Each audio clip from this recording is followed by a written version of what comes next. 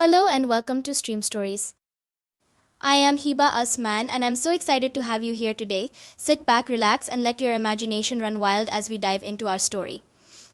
The Haunted House on Elm Street.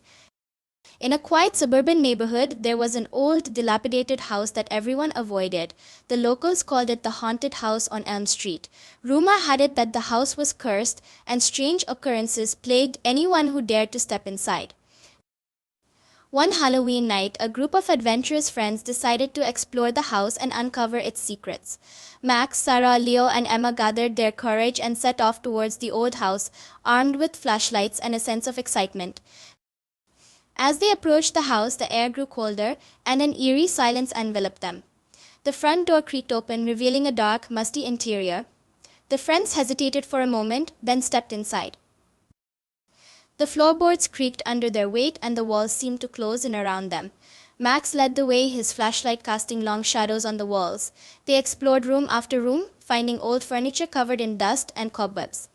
Everything seemed normal yet unnervingly silent.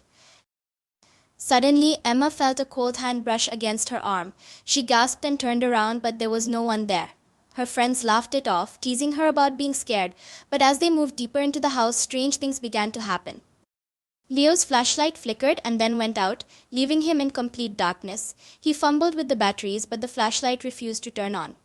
The group huddled together, using the remaining flashlights to light their way. In one of the upstairs bedrooms, they found an old cracked mirror. As they gazed into it, the reflection showed not just them, but a shadowy figure standing behind them. They all turned around, but the room was empty.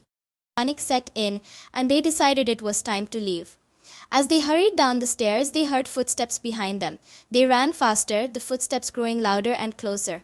Just as they reached the front door, it slammed shut with a deafening bang. Desperate, they struggled to open the door, but it wouldn't budge. The air grew colder, and a low, menacing voice whispered their names. Max, Sarah, Leo, and Emma felt a chill run down their spines as the whispering grew louder and more insistent. Just when they thought they were trapped forever, the door suddenly swung open and they stumbled outside, gasping for breath. They ran all the way back to Max's house, their hearts pounding. That night, as they sat in Max's living room, they couldn't shake the feeling of being watched. They never spoke of what happened in the haunted house on Elm Street, but each of them knew they would never forget the terror they felt that night. From then on, the old house remained abandoned, its secrets hidden within its decaying walls, waiting for the next group of curious souls to venture inside.